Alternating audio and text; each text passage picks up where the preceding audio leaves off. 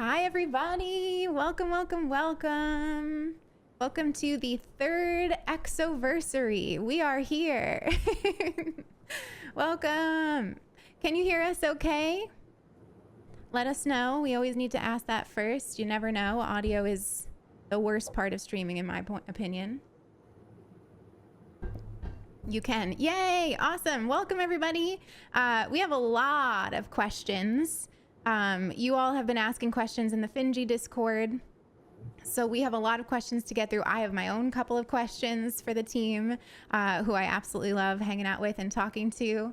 So we have a lot to get through during this lunch hour for us, and I know morning for Lindsay and Sarah and May, who are so kind to be joining us first thing in the morning. So without further ado, I'm gonna start with some introductions. I'm Aster, your host, as usual, community and social media over at Finji, but way more excited to hear about our guests. Lindsay, would you like to introduce yourself first? Oh, for sure. Hi, everyone. I'm Lindsay Ishihiro. I was the writer on Exocolonist. I came up through doing comics before I did video games. So I was a webcomic artist, and I did artist alleys and things like that. Got into video games with a little studio in Vancouver, and then Sarah scooped me up for Exocolonist, and now I'm a games writer in addition to comics. Hello. Yay, welcome. And Sarah. So I'm the creator of Exocolonist. I run Northway Games. And I'm a programmer, designer, writer, do a little bit of everything. I'm very excited to be here on this third anniversary with you guys, and also showing off this little dude who's currently for sale.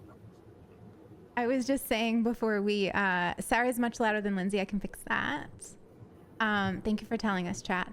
I was just saying before we went over to being live that I cannot believe the size. Like, I know it said jumbo faceless, but the size really blew me away.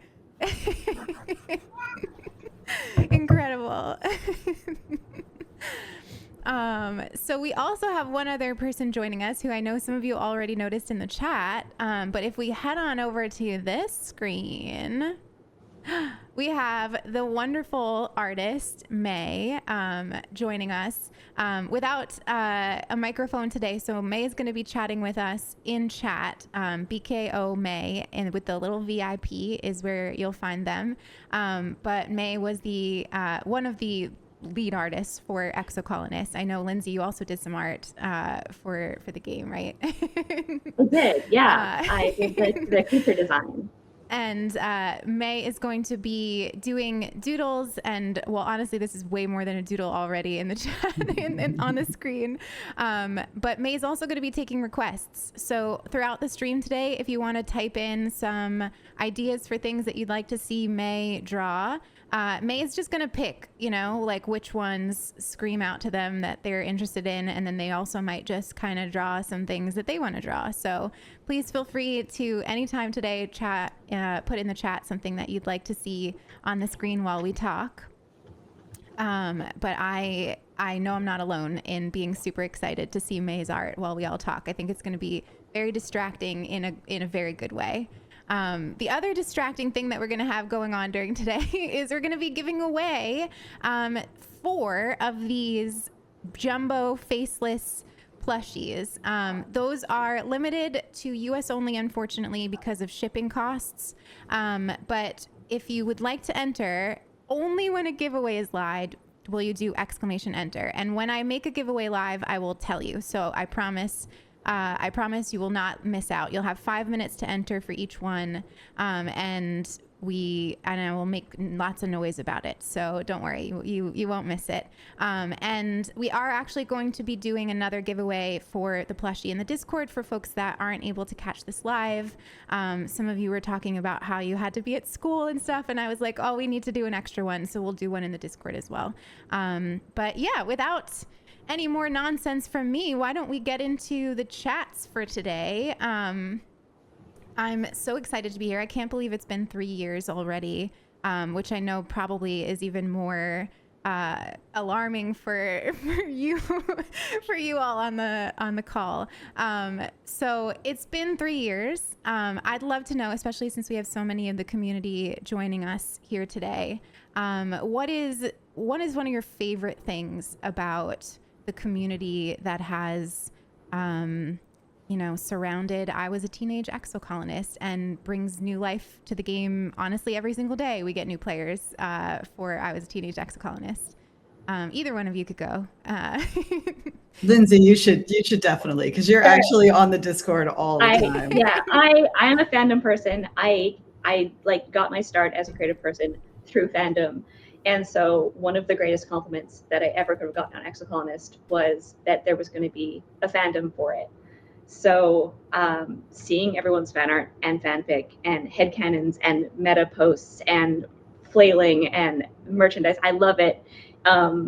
It's so gratifying, it's so validating to me to be a fandom person who feels that way about the things that I love, and then to have made that impact on other people.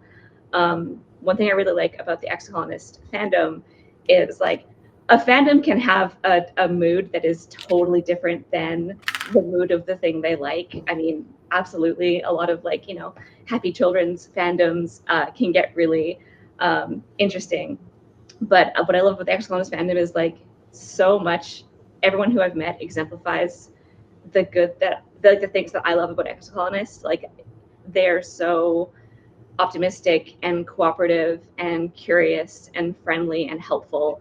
And I really love to see the things that I really like in Exocolonist in the fandom as well. It's just a bunch of great people, and I'm so happy to have brought them all together in Exocolonist, and then to be part of them too. I feel exactly the same. It's my favorite. Maybe I shouldn't say this. I don't know, but it's one of my favorite little pockets to hang out in. I will just say. Oh, that's great. Everyone's being so nice to me in chat. Thank you. As it should be. That's so sweet. I really just come on to see all the fan fiction or the fan art and the fan fiction and stuff. I love when people put themselves in the game. I love the Exocolonist and the mods, and I really enjoy that people have expanded the world a lot. I think that's great. Yeah. I mean, and I'm forgetting right now the number of words in the game itself.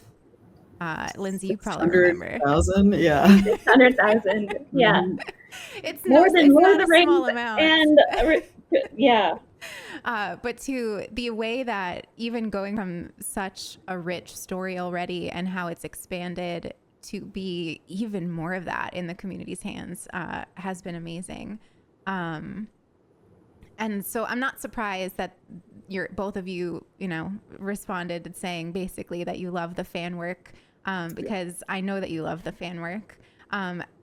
Do you want to talk a little bit about how it feels to see the game take on such new life in thousands of words of fanfic, tons of fan art, even the mod that you mentioned, Sarah? How does that feel? What is it? Does it? No, it's really wonderful. I feel like we've made, not just a game or a story or whatever, but we made a world for people. We made a whole place for them to live and exist and expand. And that's just incredibly magical. I didn't realize that's what we were doing at the time, but it's great. Yeah, that's one of my favorite things about Exocolonist is that the canon is so open, and it's so you can do anything you want in the canon and be like, well, I'm going to decide that Calm doesn't die in this fanfic. And sure, the only reason that that's not canon is because we couldn't get to it in the game. There's no reason that you can't just make that canon and explore that. So the idea that you could just do whatever is so compelling. And I have to admit, don't ask me about my opinions on your particular fanfic. I do not read the fanfic, but I love that it is there. And I love seeing everyone's OCs, and the OC art is just very, very fun. Yeah, the OC art is amazing. Everybody wants to have wings. It's that was one of the ones that, yeah. May in the chat said the passion for the game is next level. Shout out to the fully voiced and acted playthrough the Exocolonist mod did. It's mind blowing works I never expected. All of the kudos. Thank you, May. Yeah, you mentioned the OCs, and that's something that always stands out to me as well. I love seeing people put themselves or just like their characters into the game. And I think it's a game that really lends itself to that. I love seeing what kinds of like augments people pick out. And yeah, I've always been very curious, like what mine would be. I should probably put some thought into that and figure it out. Yeah.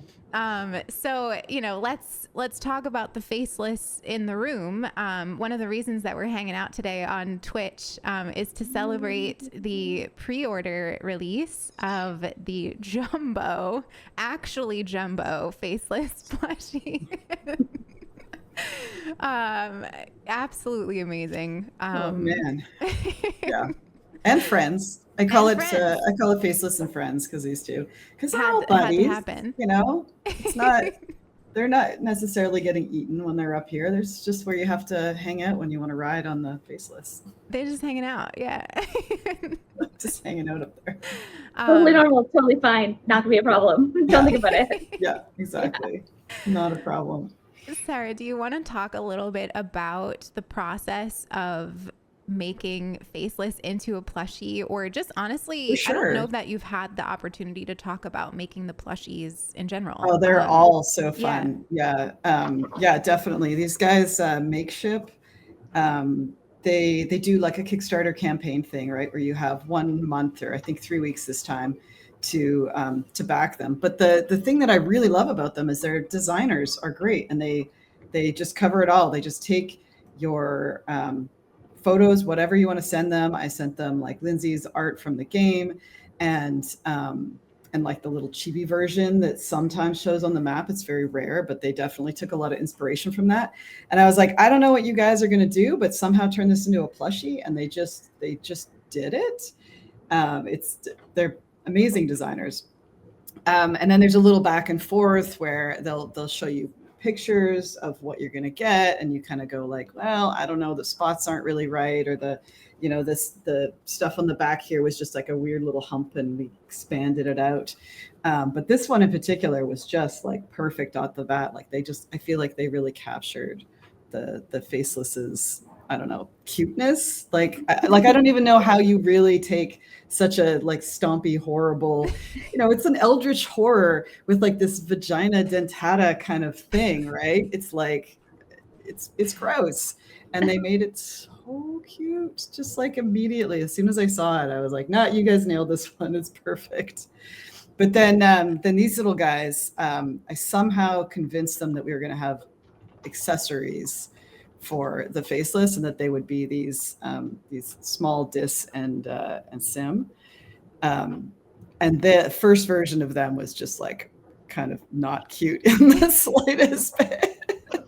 Lindsay, I think you were like, just abort. This is never going to work. And I mean, this ended up just being like my version of what I thought would be cute, but yeah, there was a lot of back and forth with these guys. May drew a face for both of them. That helped a lot.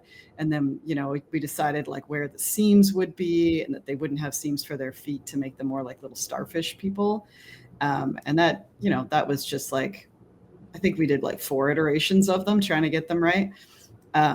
Yeah, we ended up with something that was pretty cute. Some of the other ones, I do have them here. I could pull them up. But some of them took like a lot of iterations. Like the hop eye was kind of monstrous. Yeah. Do you have the old original version 1 of the hop eye? Because they did not nail that one the first time. I don't think so. I think I have I bought this one, so this has got to be the Oh no. The final one turned out super cute, but I think that was one of the ones where May had to do like a complete like draw over and was just like, let's just start from scratch. This is what we're gonna do. Yeah, but I like the process is really fun. That you just send them whatever you got, the media from the video game. They try it. If it's way too far from what you want, then you have to like actually send them further information and be like, no, this is what his pants look like. They had kind of like a weird white blob in the middle of his crotch. And I was like, that's not, I don't know where you got that idea from, but like, this is what it looks like.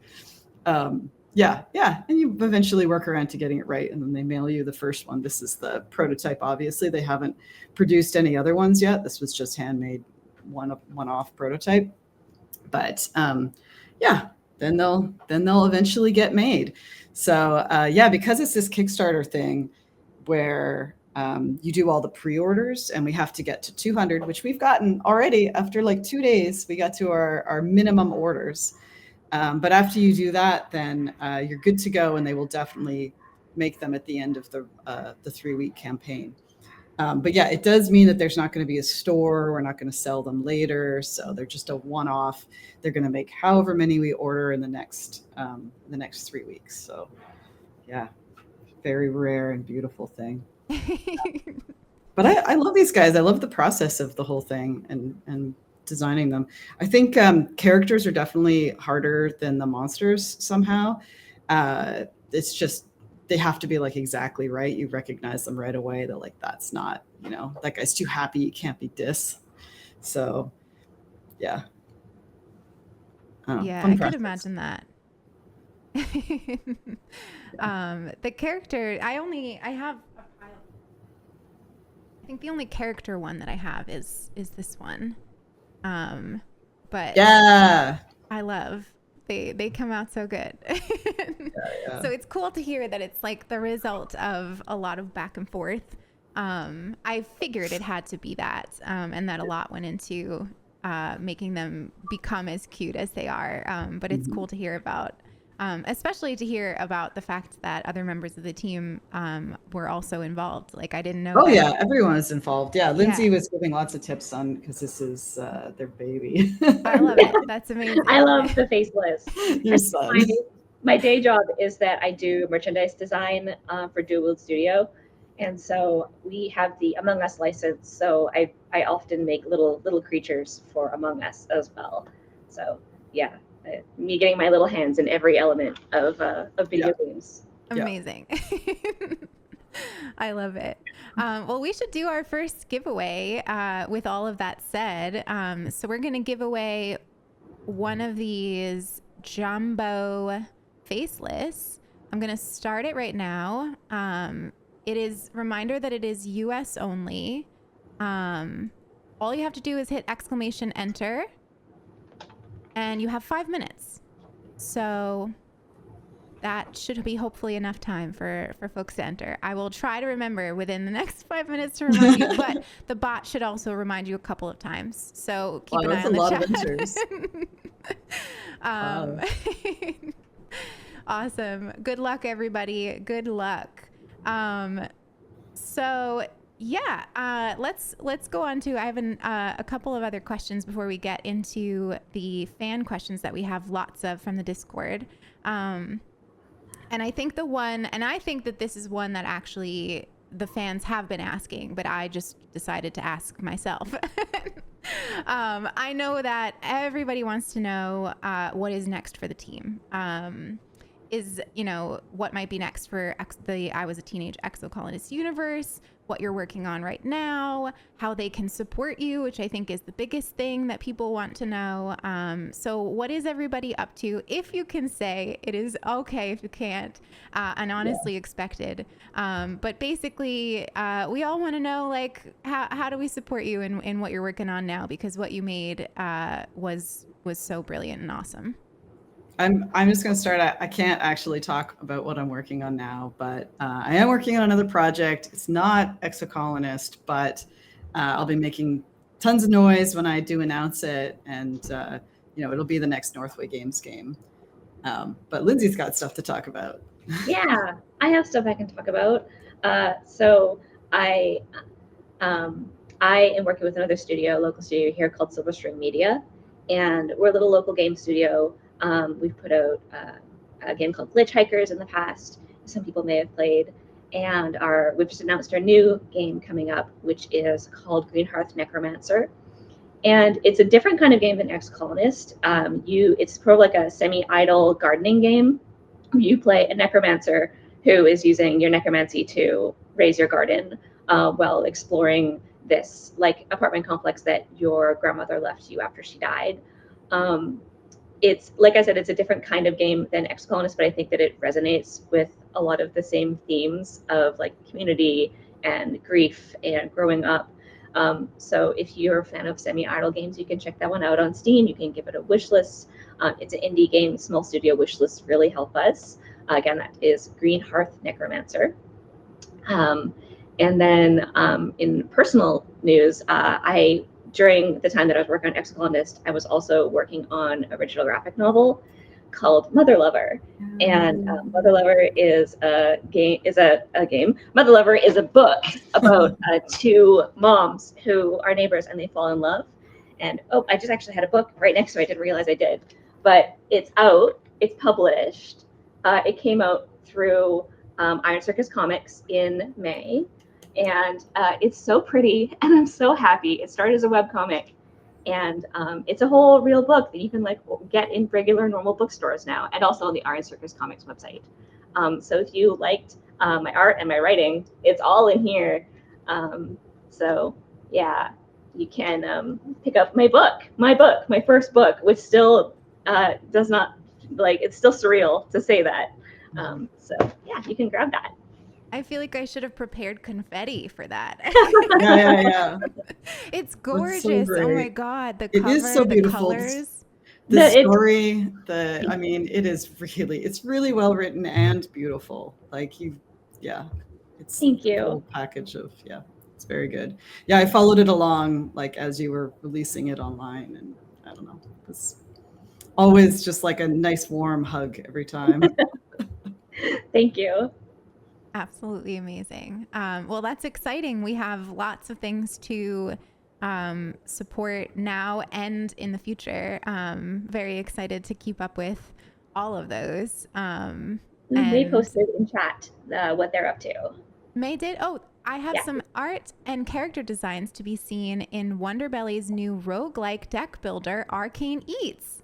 I'm also open to new work. On the side, I'm working on putting together a short romance visual novel, which will be free to read on my itch.io. It's still cooking, but please look forward to debut announcement on my Blue Sky or Patreon. Amazing. Oh, that's so exciting. I need to look up Arcane Eats. I actually have that one on my wish list, so thank you, May. Yeah. Well, amazing. Well, there's at least 2 games that you can play or wish list right now. So go for it, Exocolonist fans. Thank you all so much for telling us what you've been up to. It's really cool to see the amazing things that you've been working on in the last 3 years. I mean, it's really, really cool. So yeah, I think let's go on to Discord questions, of which there are quite a few. Hang on one second. I've got a little thing from the mods. I see. Yeah, it's !enter is to enter the giveaway. If there's something saying something else, just ignore it. I'm sorry if that could be a little confusing. But it is !enter to enter the giveaway, and I can see that folks have entered, and actually somebody should have won for the one that passed. Did that happen? Congratulations. Yeah. Yep. Yeah. So we'll do another one in a couple minutes. It's !enter to join that. If there's something that says something else, just ignore it. Sorry about that. Thanks, mods. I appreciate you for that. Okay. So we have a bunch of questions from the community. One of the first is from Dysthymia in the Discord. What inspired you while working on the game? Books, art, other games, etc. Well, I started a book club when I realized that this was going to be a narrative game and there was going to be a lot of writing involved. So I do have a little list of books that we read in the first year that definitely made their way into Exocolonist a little bit. So we read Spin State by Chris Moriarty, which has like really great AI kind of work, and that inspired the gardeners a little bit, and just like made me want to put more, just like weird elder AIs into the game. Ursula K. Le Guin, we read Left Hand of Darkness, and the word for world is forest, which is about like they're from a series that's about colonizing different worlds, and also some of her short fiction that's all about like interesting ways of considering gender and sexuality in a kind of science fiction setting. They're all really like ahead of their time. Like she's a really interesting author. Ted Chiang's short stories also, those are all just great. They always give you these like tidbits of just like this what if, one weird thing in the world. So some of the kind of wormholey ideas, I think, I was thinking about Ted Chiang books. Ancillary Justice, The Smart Ships, Congruence is like, kind of a nod to that. That series is just really also very good with gender, and I love the fact that the ships like don't understand gender. The main ship in it calls everyone he no matter what, like or she no matter what. That was kind of fun. We read some young adult fiction too, and like I finally read his Dark Materials, and there's just like a lot of little ideas about like how could you make being a kid more fun in space if you just like bent the rules, or could do whatever you wanted. So yeah, lots of inspiration from that book club, and it's still going today. We're actually still reading. We started it in 2019, I think, and still going now. So there you go. Book list, reading list. Is this a public book club, or is it like a book club with your friends? It's just friends. Yeah, it's just friends. It's mostly like video game folks from Vancouver. Awesome. And then kind of expanded over time. That's so cool. I love that. I love that you're still doing it too. Yeah, still doing it. Yeah. Amazing. That's really fun. And then one is not a direct, it wasn't a direct inspiration, but it's also a very funny story, is the week that I wrote the event where it goes back into the origins of the Vertumna group and the sci-fi author who started a cult because she wanted to leave.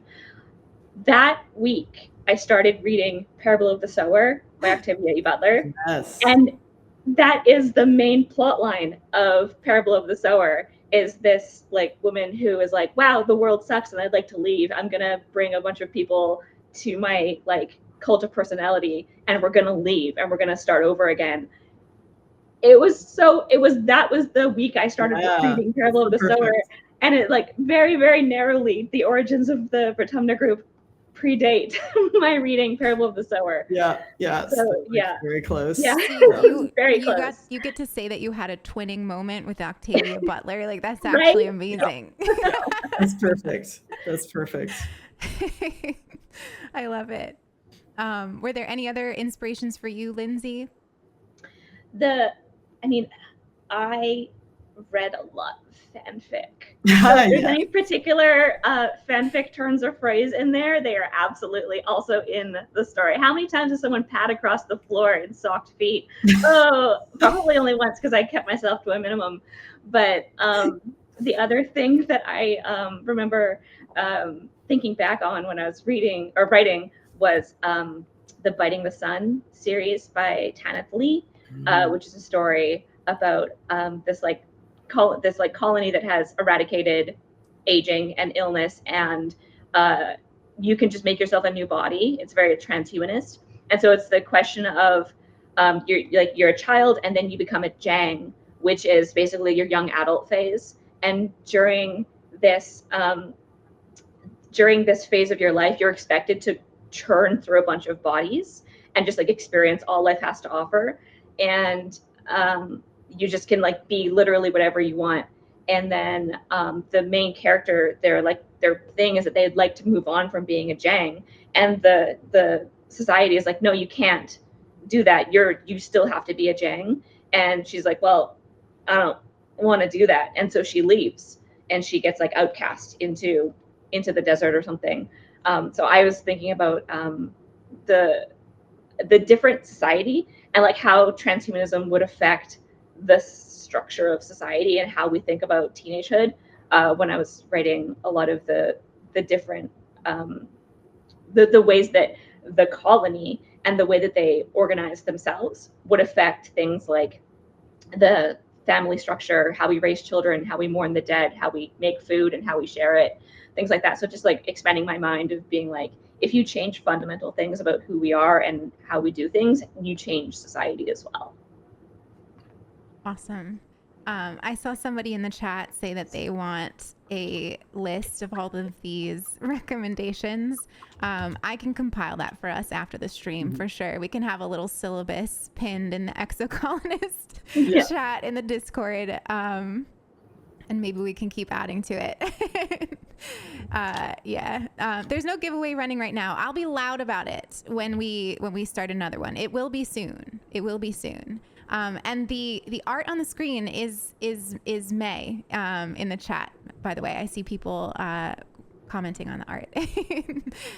May, it's absolutely incredible already. So awesome. It's so I've heard all of you talk a few times about things that inspired the game, but it's always fun to ask again and see if anything has changed or to be reminded of some of the books.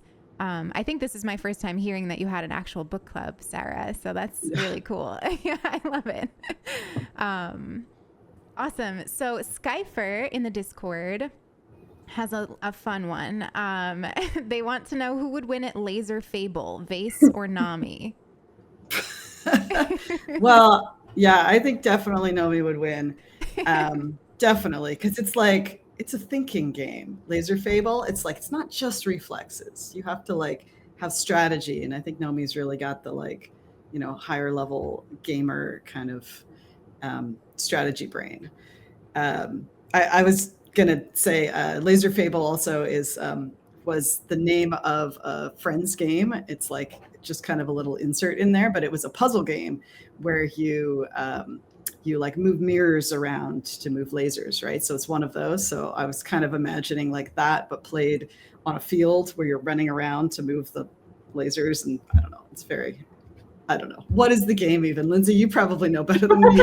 What is Laser Fable in the game? I think I made it like a laser tag kind of thing where you have to bounce the lasers off of walls to like you can't just fire at someone, you have to bounce off a wall. So I think that got the mirror element of and I think that Nomi would win hands down, but I think that Face probably played when he was a kid and was really good at it when he was a kid. And then ever since not playing it, he still thinks he's really good at it. And he's like just got a huge ego about it. And Nomi just lets him sort of just like swagger because he knows that if he challenges them, he's going to lose. And so he hasn't played it. He's just like resting on his laurels, just like, nah, I'm still the best. I'm not going to play again. I don't have anything to prove. Yeah. I love it. I didn't know that was a reference to a friend's game too. That's really fun. They ended up renaming it to Touchtone. It was a Mike and Greg like cell phone game from 2015. It's a great game, super fun game. But yeah, I always miss their like temporary name for it was Laser Fable, and I always had like big images about like what that would be. Well, there you go, chat. Another game that you can check out. So Mutt wants to know, how do gardener personalities form? Loaded question. Because I said so. Yeah. because I needed them to be that way. Yeah. A lot of the answers for like, oh, why is it this way or why is it that way is a part of the writing process of being like, well, I needed it to be at this thing at this time. But the question of like, actually in world, why would it be this way is so interesting. I thought a lot about Noctilucent and creating them, and like every time I wrote them, they got more and more just like like lawful evil, just like always in the right, just like no morals, just like I have a purpose, I have rules, and I'm gonna follow them, I'm gonna do it, no problem. And so that sort of like becomes Noctilucent's personality. And I think it's the gardeners are basically programs, like they're apps, right? So Noctilucent's whole reason for being is basically like similar to an antivirus. And so Noctilucent's whole personality is around the fact that they're an antivirus, and they have that one goal. And then compare that to Sim, who I don't know what kind of computer program it would be, but like more of like a scout character, like a fact-finding curiosity machine. Sim is like the gardener's like tendrils of being like, what are you like? It's like the whiskers kind of. And so Sim's like basic personality trait is curiosity and open-mindedness, because he needs to like pull in all the information he can. And so those are like the two pillars of their personality. And so I imagine that other gardeners have different personalities based off of their role. So, you have one gardener who is more focused on terrain rehabilitation or something, and, their personality is going to be, something around that. So, yeah. Yeah, I think that makes sense. Yeah. Yeah, that they change their actual personalities to fit their function, I mean, they're 20,000 years old. Is that what we decided? Yeah. Yeah. It's a pretty arbitrary number, but like, who knows what would happen in that time? I feel like probably they would gain a lot of cruft and, have weird ideas and have like entire centuries or millennia where they are a different kind of person. And then they had to focus it back down again. Otherwise they couldn't do their job. So I imagine a good amount of cycles of rebirth maybe for them. I don't know. Yeah. If you live to be that old, I do feel like it would be like you would want to refresh and like, change yourself pretty often, especially if you have a job to do and you're like, wandering away from that. Yeah, I love that element of like, how old is Sim? Well, I don't know. Well, Sim's also spent 5,000 years as a tree. Yeah. So like, yeah. How old is Sim really? Yeah. In terms of exactly. like things that he has learned and like thoughts he has had, kind of ways. So yeah, I like that element too. And that's another thing about like expanding. It's like, well, they don't have a society. They don't think like people do. They don't have needs or wants or the desire to reproduce or anything. So it's like, oh, how does that change who they are? Well, Sim lives forever. Sim is immortal as far as he knows. And the idea that you just be like, well, I'm just a tree now. I don't want to talk to you, so I'm just going to be a swarm of bees for 100 years. Yeah. How does that change how you interact with people, and how does that what effect does that have on your personality? As somebody that changes pretty much everything about myself, at least like, I don't know what, 4 times a year, like seasonally, right? Like I can't imagine being stuck as the same thing for 20,000 years. So it's comforting to know that that's not the case. Yeah, I have follow-up questions that I'm going to keep to myself because for time, but I'm like, I'm so intrigued by people that write such things that are so complicated and different from the human experience. Like how you like sit and conceptualize that and make rules for it is always so cool to me. So anyway, that's just me saying that you're cool, Lindsay. We'll move on.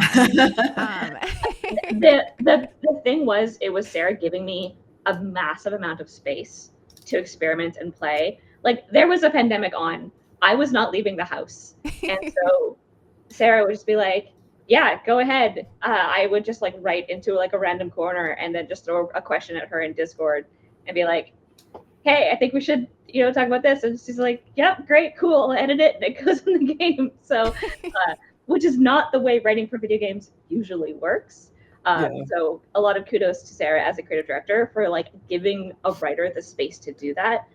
That's how we were able to like find the themes of the game and find out what we want to talk about, was through that sort of like iteration. Mm-hmm. Some people spent the pandemic making bread and you made Sim and we're grateful for it. Like, can't imagine life without it. So the Nomi Apologist we have a couple of questions from the Nomi Apologist, but this is the first one. How long did it take to design all the characters? How many designs did you cycle through before you reached the final product? And I know May likely will have maybe some thoughts on that in the chat, which I'll look out for too. but if either of you want to speak a little bit about that process. Yep. Personality wise, they all like, I went back and looked at some super old design documents and they all were still kind of recognizable. Like their basic personality traits and like who they were from the first couple weeks of design work, which good or bad, was like the first ideas that came down. I just wanted archetypes. I wanted like a person to represent every possible thing that soul could become. And so, yeah, kind of laid them down. And then they ended up pretty much what they were from the very beginning. But it clearly took like 2 entire years of writing for them to like reach their final forms. And as Lindsay was saying, like we didn't, it wasn't all set in stone. There was so much experimentation and exploration in everything, including the characters' motivations and, like who they were. So it was either immediately or 2 years is the answer. Yeah. What's really funny is like, I actually did not see your first design documents until the game had been released and you were like, hey, here's some design documents I'm going to share with everyone. I had never seen that. So it was actually really interesting to go back and read it and be like, hey, I did that. Oh, I did that too. Oh, I did make them have a romance together. Which was so there was a lot. Like, I mean, we worked when you came on, we worked and we had those like character docs about each one too. And I feel like those were very much like, that's what ended up happening. Yeah. But again, a strength of like creative design that I didn't even need to see your original like the super documents. Raw, just like it was like a spreadsheet of like all the stereotype people. Yeah, I saw a spreadsheet and Meilee's art, and that was what I had. And then it was actually like a Google Doc or something that you had just. Oh, that's right. I just wrote everything. It was like brainstorming. It was the very, very first version of it. Yeah. And I never saw that document. So that's the strength of your creative direction, that I actually got what you were brainstorming. Yeah. Like it flowed through all the way. Yeah, right to the end. Yeah, but there were tons of things that were still being developed when I started writing, because they really were just like spreadsheets. And so getting in there and being like, how does this person talk? Do they have an accent? What are they concerned with? A lot of the things were actually things that we actually discovered while writing, which was really fun. And it led to me doing things like, hey, I think Des would bomb the colony and you can leave with him and we can have a new ending here. I think we should do this. And Sarah being like, sounds great. I'm in. You're going to help him. Okay. Yeah, that was great. People react to that for sure. Yeah. I love it. May wrote in the chat that I'm going to read out. The visual part was an on and off process for several months. Some characters weren't designed until later years when they turned out to be more important as more story was written. Each character didn't go through many iterations. Early on, I thought Sarah was so relaxed in accepting whatever concepts I brought to her that I worried if I was doing enough. No, I mean, like Meilee's earliest concept work was just perfect. Like they would just send a little sketch and it would just be like, yep, that's the character. Yep, that's the one. I don't know if it was just, the first thing you see, you're like, that's perfect every time. But I don't know, or probably more likely that Meilee is just like very good at distilling personality into art. But it was easy. For both of us, I think it was just like so easy to be like, yep, next, nailed that character. I love that we got to flesh out all the adults and the other characters later on too, that we just like had resources and had like reason to do that. It was really fun. I wasn't sure if we were going to be able to at the beginning. So most of the adults like weren't really thought out. They were just kind of like present in the world, but they were very simple at first, and then we got to flesh all of them out, which was great. Yeah, I love it. It's very cool to hear about how you three worked together, especially to hear each one of you say that the others were all like just so chill, like just like, yeah, let's do it, It was such an easy game. It was like, number one, we should have a good time making this. Yeah. Number two, it should be, profitable or something that other people want to play. For sure. Your water bottle, Lindsay, matches exactly the stream. It's very... Yeah. I love that you've got the beautiful version. I've got with the steam on the side. I love it. Like, Let's big run city another is giveaway before we move on to the next question. I'm going to do it now. Exclamation enter to win. The exclamation giveaway in the title is just explaining that we're doing giveaways. So exclamation enter is how you actually enter, which you can do now. Now.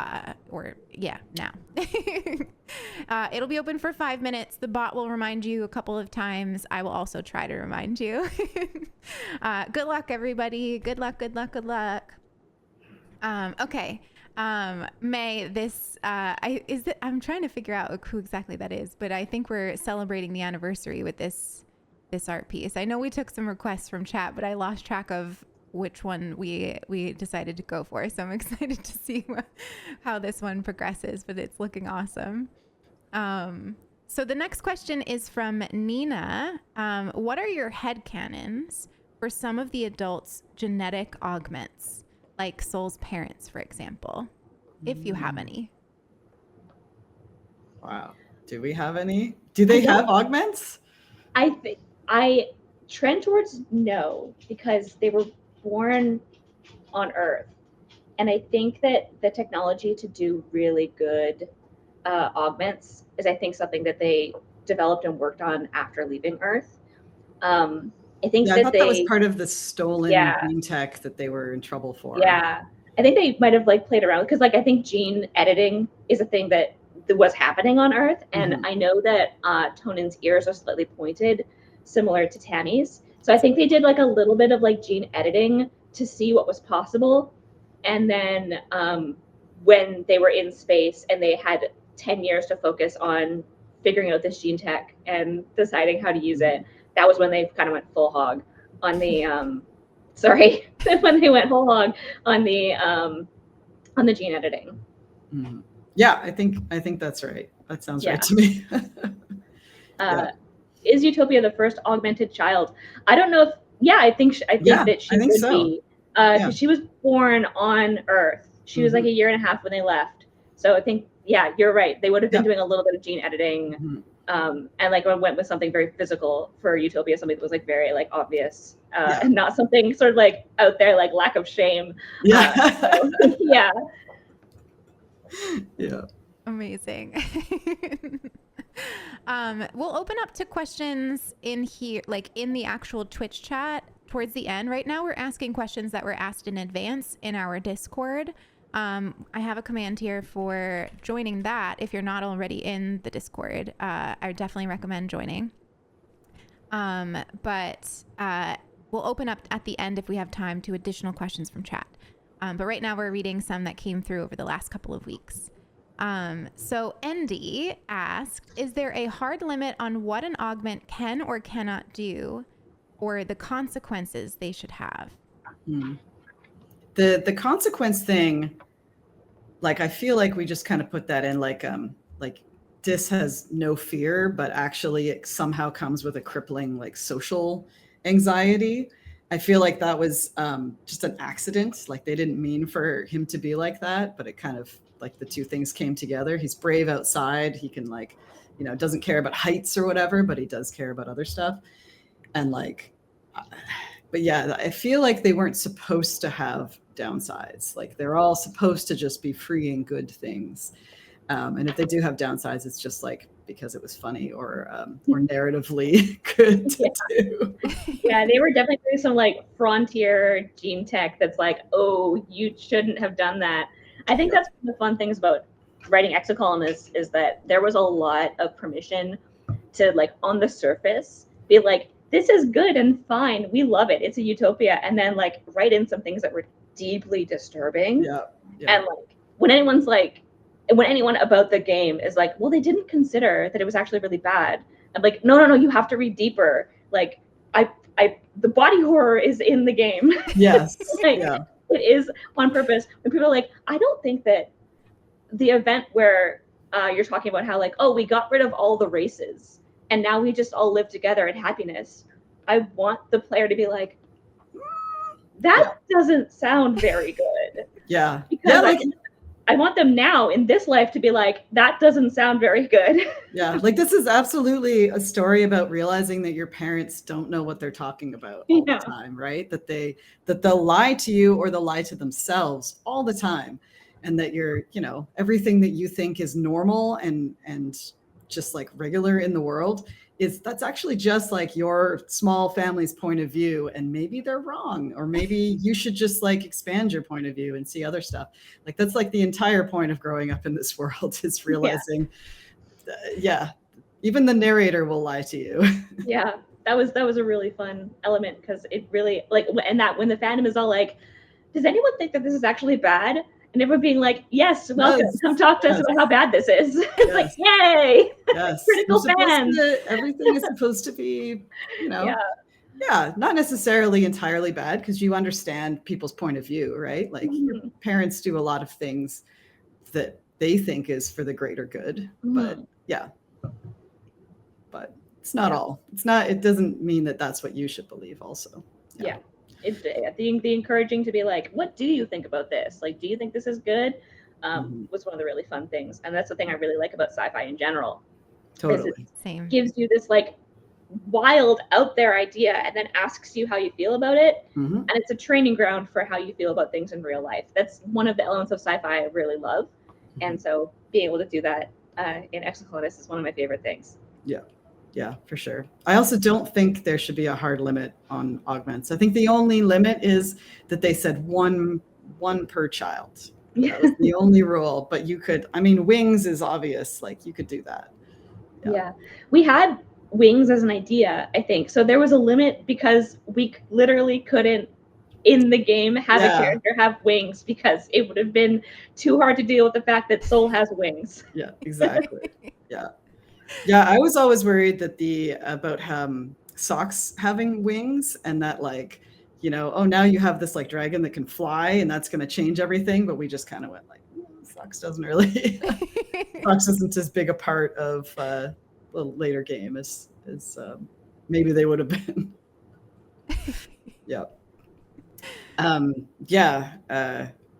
I couldn't really think of bigger ones, of crazier augments for us to have that like would have been doable.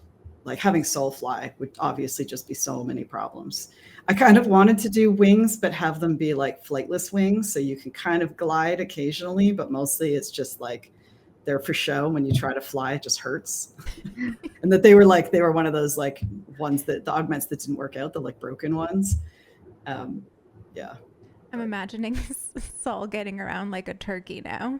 It's a very funny image. Like if you run really fast and then you put them out, you can kind of, but it's not really useful. When I was writing augments for like the random children you see only just once in the crash, it's like, man, there's a fire starting child. You know how terrifying that would be? They did not think that through. And by they, I mean me, as I was writing on my bed in the pandemic, just like, fire starting child. It sounds great. So, Oh, I love it. I love it so much. Another one from the Nomi Apologist. Were child portraits for Nomi, Rex, and Vase ever designed? And if not, what do you think they'd look like? Oh, that's definitely one for me. I don't think we certainly didn't do them on purpose, but May might have. Here we go. Here we go. We got one. I'll pin it for now. May says, they were not designed, sadly. Their younger teen versions were a late addition when the timeline was set in stone. They already have a lot of matching elements, but I think Nomi and Rex as kids would have even more intentional matches, like the same haircut, friendship bracelets, etc. Honestly, my one what would you go back and change is Vase's teen portrait. I would make the existing one his child portrait and make him new teen art. Oh, interesting. Well, May, I'm curious why. Puppy Rex is devastating. Thank you for putting that image in my head. Puppy Rex.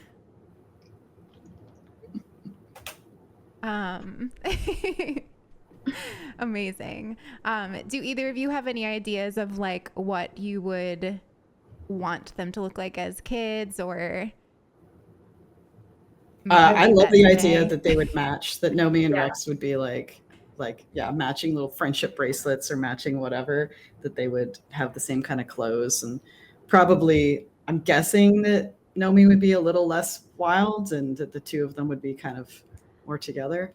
I wonder if Nomi, like, because we know Nomi dyes their hair. So if Nomi's child sprite was Oh my gosh. not pink hair, That would be very that would be cute. pretty interesting. Yeah, that would be a good thing. Yeah, and you And could Nomi's write like fine the that. Yeah. you could write the scene that was like the moment that Nomi just like went for it. Yeah, that's adorable. The like relationship they form with the barber. Oh yeah, maybe just like the day they discovered, their favorite anime or Yeah. whatever. Yeah. Yeah. it would just, Free like, plot bunny. There you go. Exactly. It's yours. Do I was what you will. gonna say, quick, Yeah. somebody write it. Yeah. I love it. Go in peace. You can have that one for free. Okay, so next one is from Ferris. What sort of inspirations or influences, if any, were used when figuring out the general aesthetics and art direction of the colony? For example, their clothes, architecture, room layouts, and the illustrations, etc. So I'm kind of embarrassed at how simple it is, but it's just like yoga hippie stuff. It's like I spent a bunch of time in Thailand, and I'm not a yoga person, but their studios were just so beautiful. These like in the jungle, open air, everything's made of bamboo with like curving things, like the Bali style where everything is like a separate little building and you walk around between them and nature just comes right in. I mean, it's out there. You can actually just go experience it. But I was like, take that and then put it in space. Solar punk was obviously a very big part of it. The geodesic domes and the idea of future tech that lets nature have a place is pretty important. But yeah, kind of embarrassed at just how like obviously it's just like just yoga hippie crap. I don't think that's embarrassing. And I like, think it's and cool. then like, yeah, and then like they're wearing like bohemian outfits. It's just like, it's Indian. It's like a bunch of different Eastern cultures shoved together. Like that's just kind of how the yoga people in Thailand wear, like what they're wearing. But yes, but then we brought it into this science fiction world, and honestly, I mean, May just did magic with the general idea of like we're going to have lots of different cultures, lots of different textures and colors, and it's all going to be a big mix together. I feel like May can talk a little bit more about the clothes.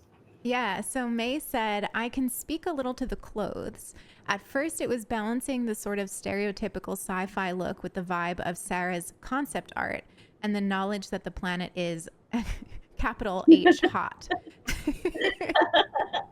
I looked at a lot of Burning Man and avant-garde fashion for inspo, but then started to collect a few consistent elements that I hoped would make up the Stratospheric's core fashion. Later on, did I learn about solar punk and felt like what we had fit nicely into that genre. Awesome. Oh, that's cool. Yeah, I've you never meant Sarah heard. Webb. Oh yeah, Sarah Webb's. Yeah, Sarah Webb's just like absolutely beautiful environments are so good. Right. Yeah.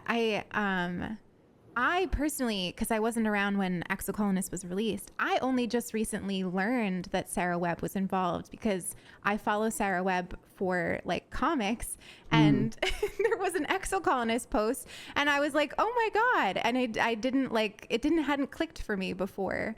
Yeah, she was the original concept artist. Yeah. When I started, actually, I had just been laid off from my last studio, and a friend had been like, hey, did you know that Sarah's looking for background artists? And I was like, oh, yeah, sure, I'll look. And then I saw Sarah's art, and I was like, oh, no. But can I offer you this? Yeah, it was very hard. Yeah, I was really hoping that Sarah Webb would be able to come on and be the background artist. But yeah, she got this amazing gig at Cartoon Network, I think it was, and had to go. And it was difficult. Ed was did a really good job of of copying that same style and doing it. But yeah, no, Ed honestly was a great addition to the team. Mhm. A lot of people applied for that position, and Yeah. Ed like got that style perfectly. It was very difficult. Yeah. It was like Yeah. not an easy style to copy, to like fit in with. Yeah. Oh, that's so cool. Yeah, that's lore I didn't know. Mhm. That's really cool. Awesome. Thank you, May, for typing that in the chat. You do it all. You draw, you type in the chat, you answer questions. I'm very impressed with you. Sailor Spellcheck wants to know, do you have any sort of speculative biology thoughts on Vertumnan life? Like any unifying features between organisms and biology that inspired you? Mushrooms. Yeah. Mushrooms. Yeah, mushrooms. One of the fun things. So one of the I remember this complaint about Avatar, the Blue People Avatar, where their animals have 6 limbs and the Na'vi have 4, and people being like, "How did evolution happen on this planet? Like, where did the Na'vi come from? Like, there has to be some like." So I consumed a lot of that speculative biology, sort of like speculative evolution stuff. In talking about Avatar, because I'm a basic person who loved Avatar when it came out. And when I started working on Exocolonist, I had that in the back of my head. And what was really fun was throwing it out when we realized that every creature on Vertumna was basically designed. Like, literally, the gardeners were like, I need a creature that eats this plant. And then they just like form it out of whatever is available. And there's no unifying clade of Vertumnan animals. Some of them may be related because a gardener was like, I need this animal, but I need it in a desert version. So like they may be related in some ways. But in terms of like how many eyes, how many limbs, how many livers or whatever, that is just like basically artificially intelligently designed. So throwing out the idea that anything has to be related was actually kind of one of the fun things. I mean, like, I can do it. Got around it. Yeah. It was really hard to design creatures in a world that wasn't just Earth in different ways. Like, the trees that weren't just like really big mushrooms. I don't know. We just, at some point, and I just kept pushing for it and trying for it. And it was just so difficult to come up with truly alien ideas. Like, I don't know. It's very hard. You could just say, like things have weird ways of doing camouflage or ways of hunting or whatever, like that. There's a bit of creativity there. But when it comes to just like the basic structure of an animal, it just doesn't feel right to us unless it kind of reflects some kind of human. Like, we can take the face off, but it still has the limbs, So at some point we just gave up and like really embraced that and went like, this is a game. The aesthetic of the game especially is supposed to be Earth-like. It's supposed to be a paradise, right? So we don't need to have everything be like super spooky and alien. And also, as soon as you start going alien, everything just looks terrifying, basically. As soon as you're just like, this wouldn't exist on Earth, it's just scary as heck. And that's not what we were going for. We wanted a lot of the creatures in the world to be very approachable. So yeah, we just kind of made things purple and fungal, and it worked out. I love it. I love that you're like, how do we make this less scary? Pastels. Yeah, exactly. Well, that was one of the things. We were like, no green. The color green was forbidden, or was like downplayed. You can only have green in like houseplants. Anything that's outside, the color that they use to photosynthesize, it's a slightly different chemical than green. It does exist on Earth, but it's why some plants look purple or black. So we went with that like reddish photosynthesis. So everything on the planet is supposed to use that red purple color instead of green for oh, that's so cool. So that was how we just went like, oh, and that lends itself to now everything's going to be warm colors and pastels. I think you have that in common with Wilmot's Warehouse, if I'm remembering correctly. I think that game also doesn't use green. Is that right? I Really? think so. That's cool. Yeah. I learned a lot about just like random biology facts. Like, I mean, writing Flulu just autistically info dumping about dirt, being like, hey, I'm going to learn about nitrogen fixing today. Yeah. So it was fun. Yeah, hearing you talk about how you approached writing this game, I'm like, Lindsay is definitely one of those people that just like learns about something and you're like, I need to learn everything about this and then maybe make a fanfic about it. Like, is that true? Like, I don't know. I on the like sort of like jock nerd spectrum of being like, I need the exact thing, I need to know all the details, versus I love the vibes of the thing and I just want to just like rip off my shirt and paint it blue and be like, I love the thing. I'm more on the jock spectrum. Okay. I will go more based on vibes. And if someone's like, actually that's not how it works, and be like, well, it worked, I'm gonna find a way to make it work. That's the power of being a writer. Yeah. Is like, if it doesn't work, I'll just find a way to make it work by explaining it away some other way. So I'm actually not terribly detail oriented. I go vibes. Okay. Yeah. Well, you write the vibes very convincingly. Thank you. You make it seem like you do tons of research. I'm extremely lucky for that. That like actual astrophysicists have been like, this is very interesting and compelling. I'm like, thank you. Wow. Just a little share bit. brain with Octavia Butler and physicists. Like, what else? What? I think you might have an augment. So. Amazing. So next question is from Chionic or Chionic. I don't know. I'm not good at reading things. Were there any augments / ideas or alternative augments for the characters that you considered during the development process and then got scrapped or replaced?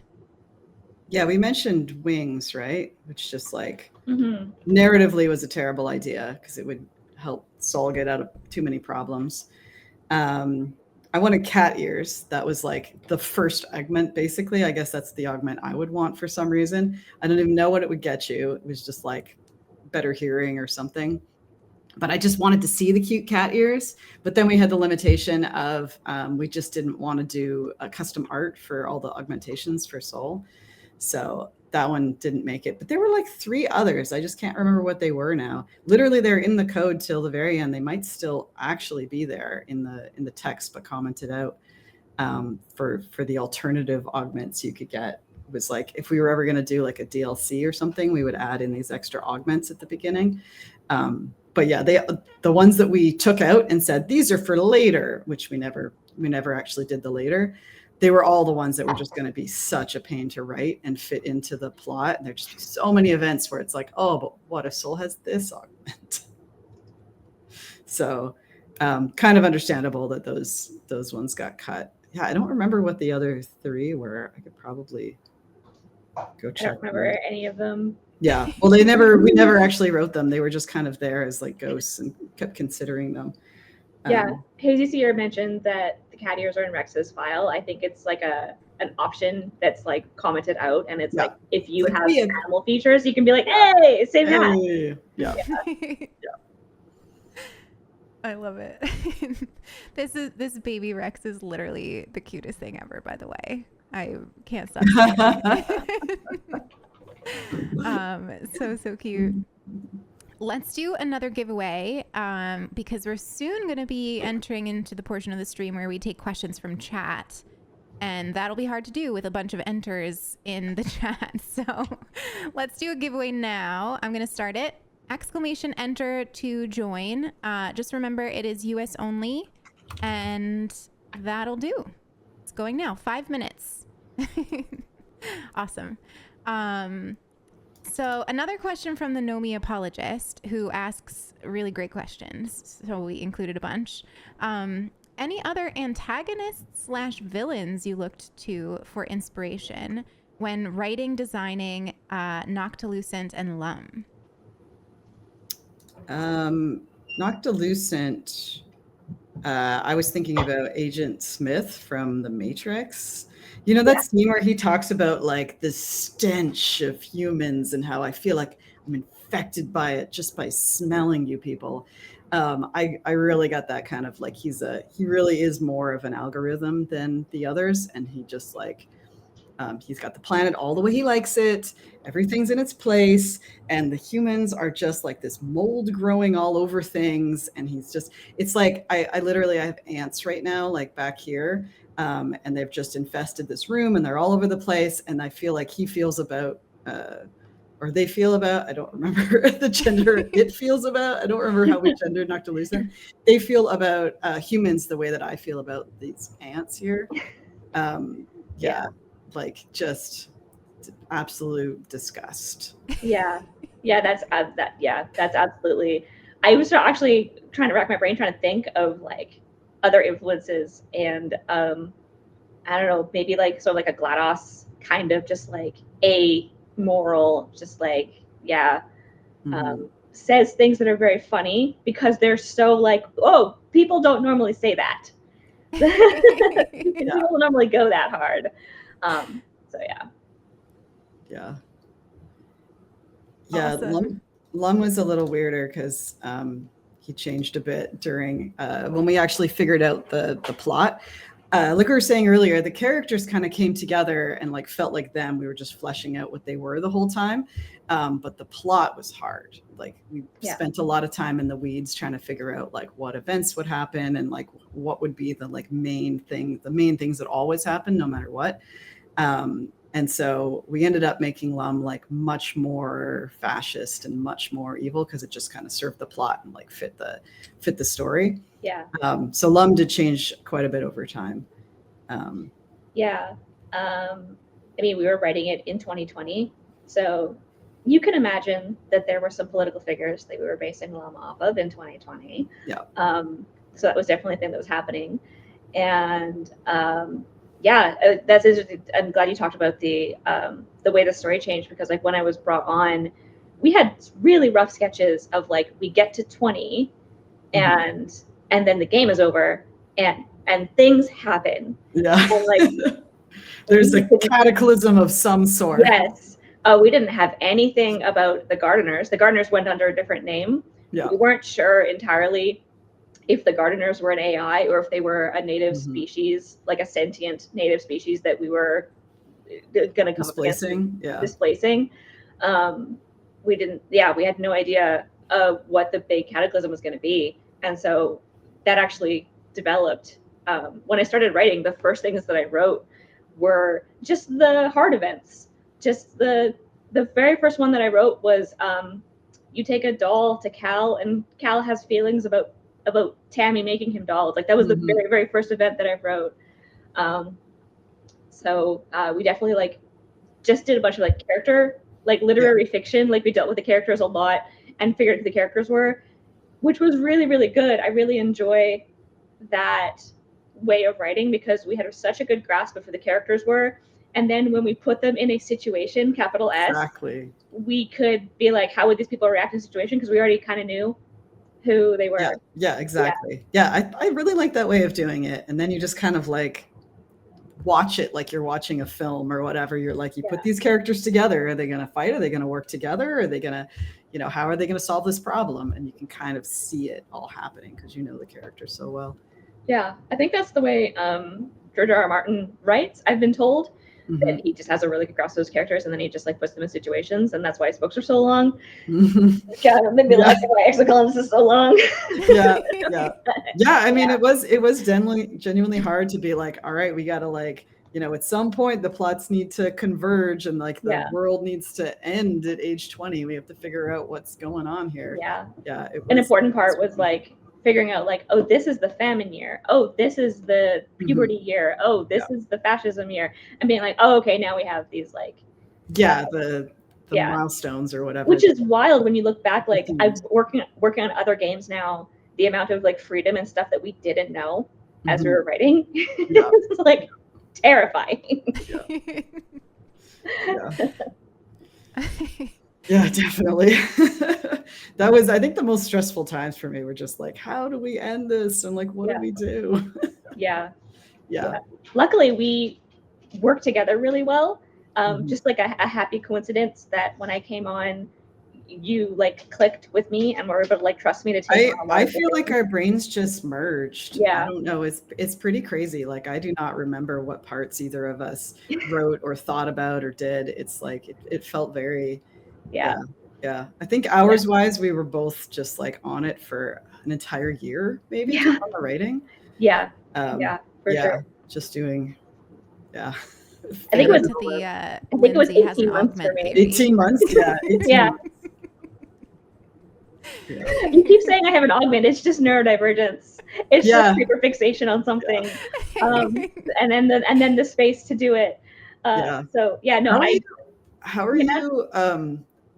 Like I have jettisoned so much of this information. Like I don't even remember Noctilucent's gender. Genuinely, like I don't remember some super important big things because there was just so much of it, and I don't know. It all fit in my head for 4 years. And then it's kind of gone now. Yeah. I don't know. Do you still just like remember everything about every character? Sarah, you always remember your first. Yeah, okay. All right. Exocolonist was my first game. If people didn't know that, my first like fully published game as a writer. I had done some educational modules prior to doing Exocolonist, but Exo was my first like game on Steam that people could purchase. So yeah, I remember a lot about it because it's very, very special to me. Good. Yeah, that's good. That. I'm glad one of us remembers. I was worried people were going to just ask us a lot of weird, specific trivia. And I'm like, I do not remember. I can look it up in the code and that might jar my memory, but yeah, there's so much stuff that, things that I wrote or came up with or like thought were linchpins of the story that are just like gone. Yeah. Saying I don't remember is always a solid answer. I'm sure I say that constantly. Yeah. I mean, it's a very big game and it's not linear. So yeah. And there was a lot of iteration. Like we really did just like explore the space a lot. Things got cut, thankfully not that much stuff, but like, things got cut or changed radically. And it's in my head, I kind of remember all the versions of everything too. So that's very Exocolonist-like, isn't it? Yeah. And it's also in this very fun place where it feels very much in the hands of the community now. And there's changes to it because of that. So I feel like that also probably adds to like not being able to fully remember like the canon lore, Yeah. I mean, one of the things that actually changed in my personal understanding of the canon was after the game came out. I had the idea that the Faceless was just like an escaped tank Faceless that had gotten out, and then it was the fandom that said, no, that's a gardener who went rogue and like broke away. I love that idea. That's canon now. Like that. Yeah, that's real. Is that Constellation? Yeah, Constellation, the gardener. Yeah. No, and just forgot that they were a gardener. Yeah, became like permanently just became this. Yeah, that's the one thing that was like, oh no, the fans were absolutely right about that one. That's for real. Yeah, that's really good. Speaking of this story being as large as it is, we had another Discord question come in, I think during the stream, but it fits so well with what you all were just talking about. So I'm going to ask it. Unfortunately, I have Discord. My Discord knows when I have OBS open and it like hides everybody's usernames. So I'm not actually going to be able to attribute this to the person. Sorry about that. When pulling together the story and narrative design, what helped you track all of the possible choices and interactions the player could make and how those choices affected other characters and events in the story? Yeah, autism. Like I said, some manner of. Thanks for saying it, so I didn't have to. Yeah, just like brains that we both just kept it in our heads mostly. Yeah, we had a very rough spreadsheet that had every event in it and kind of a list of every characters in the event and like generally what happened. But every time it came to what variables, what could be different in the world at this moment, like you just had to remember every single one. Yeah, I think when we started, there was about 1,000 events. And then at the end, it was just over 800, I think. And again, like I came up from fandom. So the idea of holding multiple timelines and like alternate universes in my head is something that I am just like sort of like natively good at. So when it came down to like writing something and realizing that what I had written had affected something I'd already written, it was just a matter of just going back and changing it or adding a variable. And so I was constantly going back to other events and changing their variables, adding new ones, being like, oh, this event that happened in the future could also happen in the past of this event. So I have to make sure that I have variable out this like if statement. So it's like, if you have seen this first, then it reads like this. So it really was just being in it constantly, every day, all the time, whenever, and not being like 9 to 5, being 2 a.m. and being like, maybe I'll write a little bit. And just like anytime that I felt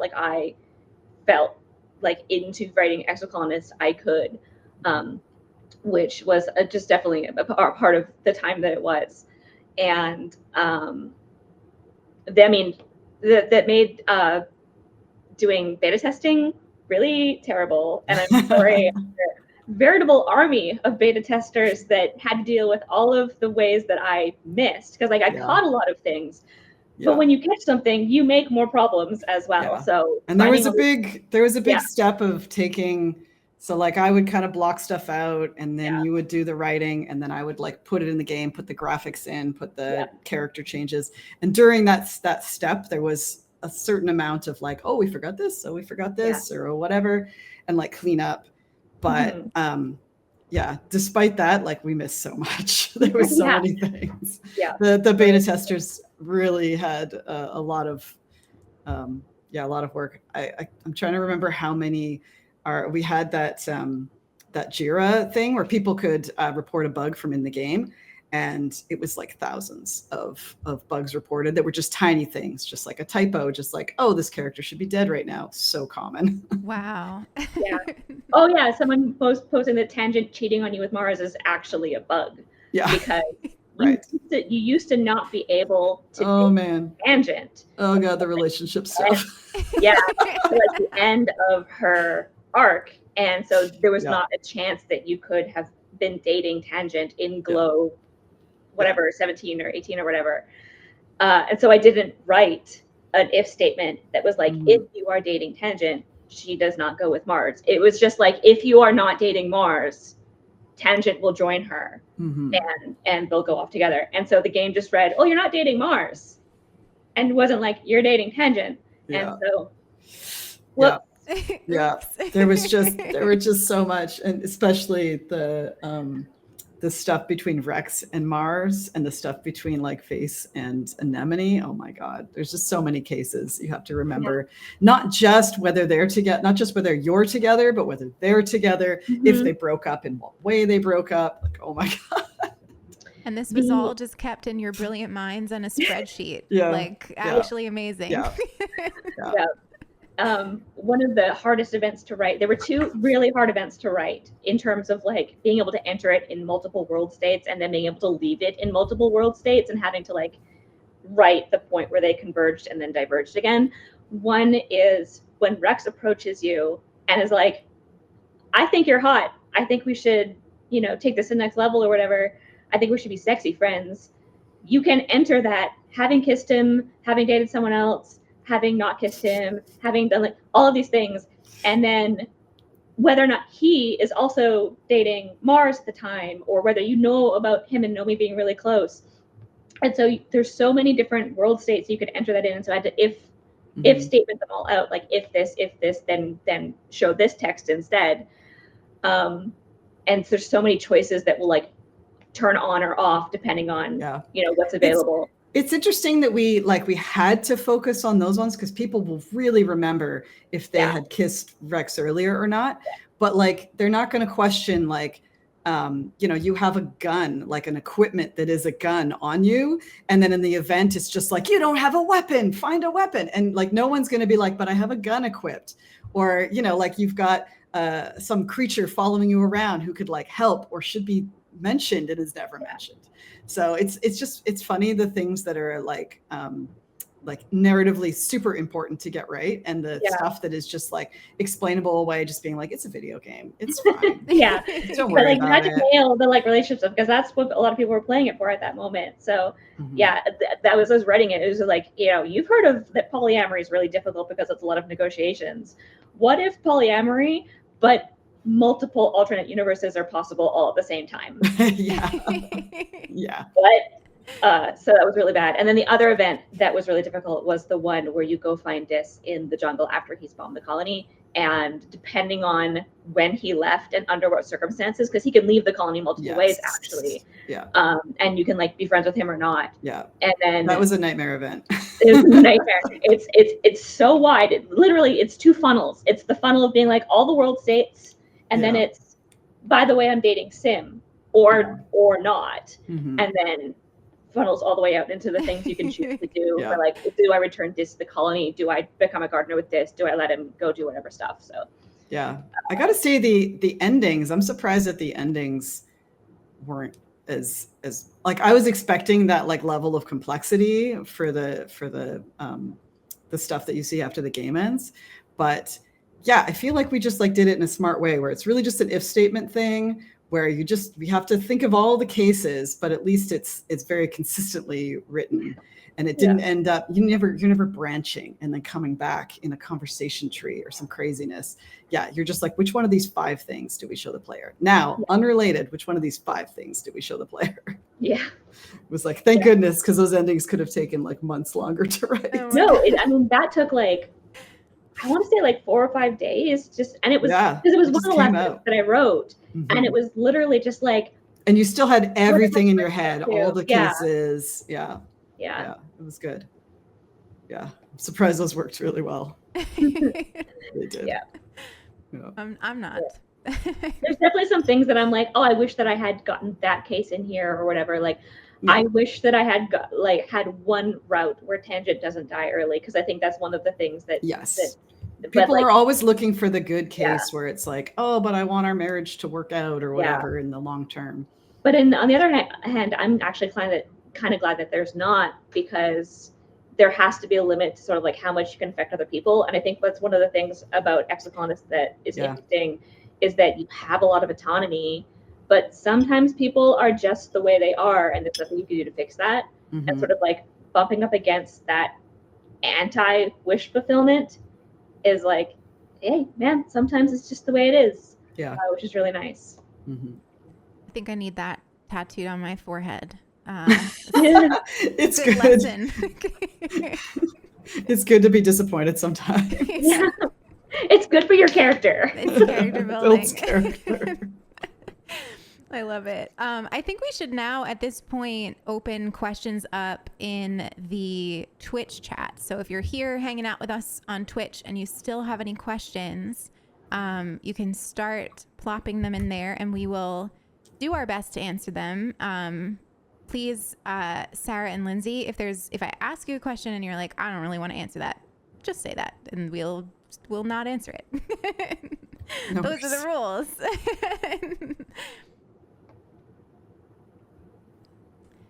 What augments would you all want? Elite Gamer asks. I wanted Tangent's one of not having to sleep or being able to sleep like 2 hours. But I love that in the game, we really show that it doesn't really work out like that. Like, she's just stressed all the time because she's got no downtime.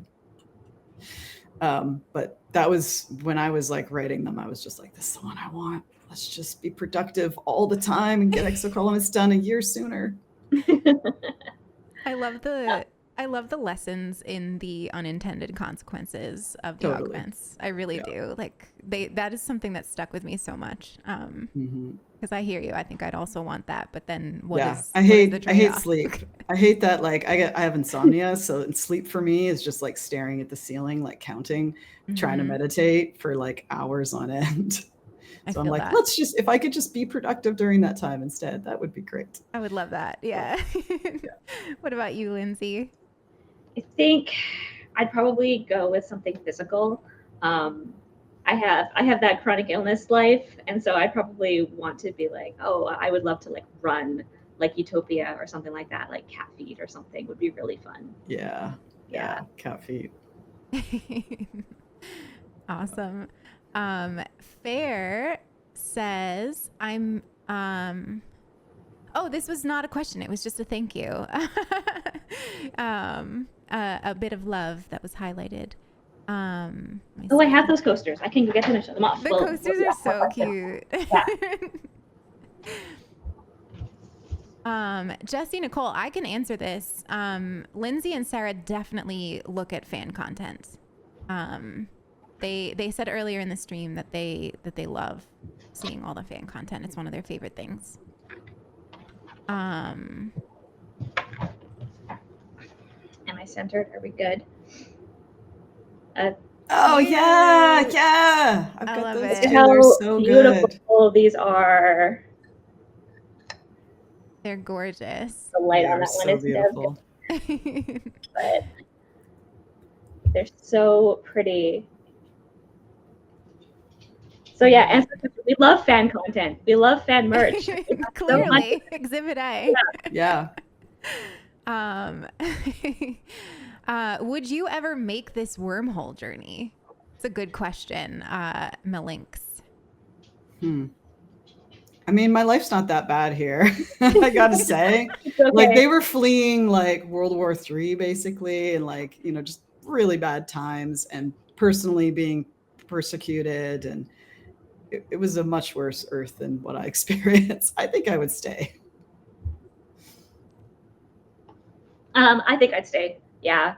Right now, I'm lucky enough to enjoy enough privilege that I can feel like I can do good here. It's not so bad that it's like, oh, I got to get out of here.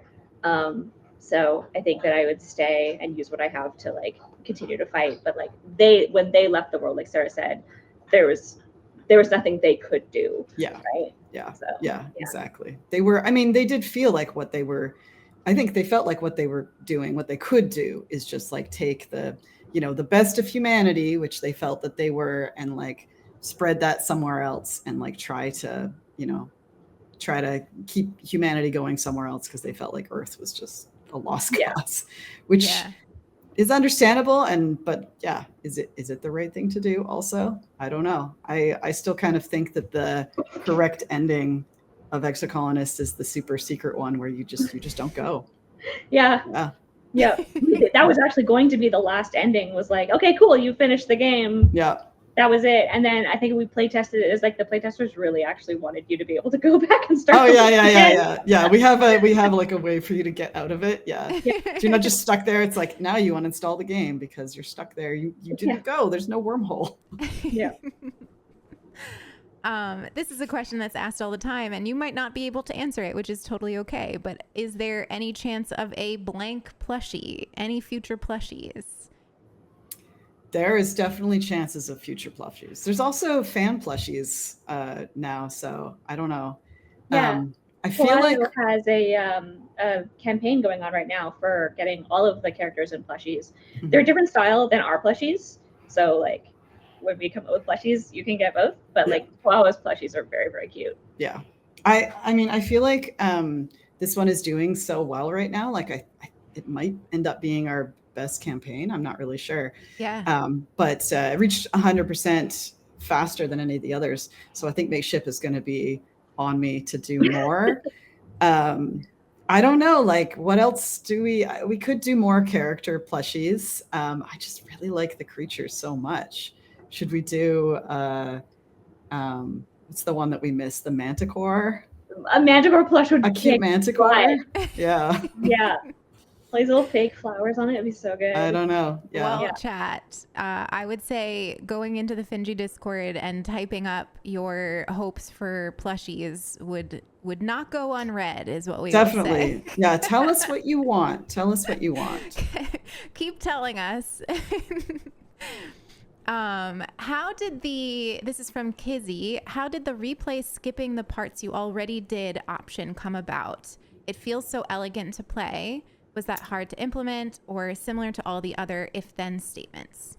Oh, that was super easy. It's just, it's just programmatically. If it knows you've seen it before, it skips forward. I think it just ignores all the if statement stuff. So it's just like skips a block. I don't know. I saw it in a game at some point. Some visual novels have it, and I really some visual novels will have like a lot of text before you get options, and I really, really like it when those ones let me just skip over that text quickly. So certainly, I think a lot of Japanese visual novels have that as one of the things you can do. So yeah, it was a must-have for me. It was right at the beginning. Awesome. Ferris wants to know, if you could have one pet from the game, what would you choose? And that is a great opportunity for me to point out the most adorable Hop Eye I've ever seen that May drew. It makes me want one so bad to snuggle with. Aww. So cute. Oh my God. But anyway, do either of you have a favorite pet that you would want from the universe? I like the freaky. I want a freaky. I mean, I'd like a mini, like you know how you can get like a teacup pig. I want a mini faceless. Like, let's be real. Teacup faceless. I would love a teacup faceless. They are my favorite creature by far. I feel like they would drool a lot though. It would be messy. Like, I don't know. They might be kind of gross. It's fine. I would love it. It's okay. But of the available pets, I'd probably want a freaky. Cute. Yeah. I think for me it's the Hop Eye. I don't know. I think they're pretty cute. I had a gerbil when I was a kid, and so that's like kind of inspired. It's like a gerbil / cat / frog. I don't know. All my favorite things together. I was gonna say, do you think they purr? Yes, I do think they purr. I Love definitely that. think they purr. To me, I feel like an animal that purrs is just like, I just recently learned that raccoons purr, which I didn't know. I don't know how I lived all my life not knowing that, but anyway, that's a tangent. How do you think the genetic augments were chosen for each child by the others? Nick asks. Yeah, I've honestly never put any thought into this whatsoever. So I give that one to the fans. Go ahead. Yeah, exactly. Go ahead. Yeah, I feel like we don't have the parents being opposite. That would be the most obvious thing if the parents like lacked that trait and wanted it for their children. But yeah, I don't know. I think it was like the way that I kind of imagine it happening is that oh my God, I can't even remember her name. The head of science. Thank you.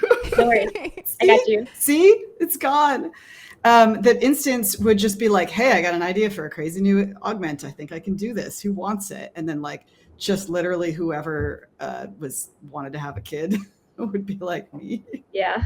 That's fun. I love that. Yeah, like they were just trying everything, right? Because they didn't know what they were going to find at this new planet. They didn't know. They knew they wanted to be better than they had been. Like they wanted humanity to continue to evolve, I guess, in a way. And they knew that there would be challenges on this new planet, and that, possibly some kind of genetic difference would be the difference between their surviving and not. So I think they were just chucking a whole bunch of things out there in the hopes that, that their children would have a better chance, that that something would stick and something would be a good idea. Yeah. So Doc asks, how did you decide on which scenes would get pinup artwork?